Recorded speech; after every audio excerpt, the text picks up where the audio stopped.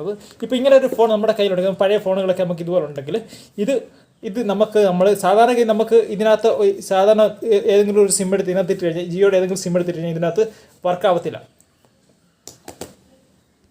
അതായത് നിങ്ങളുടെ ഫോണിനകത്ത് ഏതെങ്കിലും ജിയോയുടെ ഒരു സിം ഉണ്ടെങ്കിൽ നമ്മൾ ഇതിനകത്തേക്ക് ആ ജിയോയുടെ സിം ഇടുക.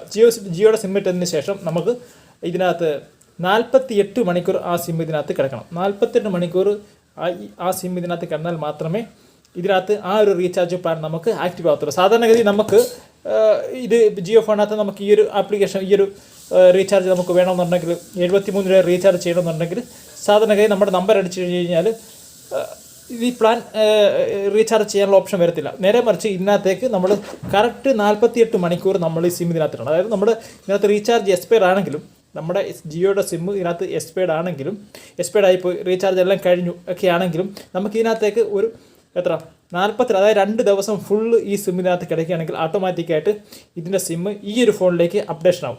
അങ്ങനെ വരുമ്പോൾ നമുക്ക് 48 അതായത് 2 ദിവസം കഴിഞ്ഞ് നമ്മൾ വീണ്ടും റീചാർജ് ചെയ്യുമ്പോൾ നമുക്കതിനോട് ഈ 75-ൻ്റെ പ്ലാനും 125-ൻ്റെ പ്ലാനും 91-ൻ്റെ പ്ലാനും ഒക്കെ നമുക്ക് ആക്ടിവേറ്റ് ചെയ്യാനുള്ള ആ ഒരു ഓപ്ഷൻ വരും. അപ്പോൾ അങ്ങനെ നമുക്ക് റീചാർജ് ചെയ്ത് നമുക്ക് അൺലിമിറ്റഡ്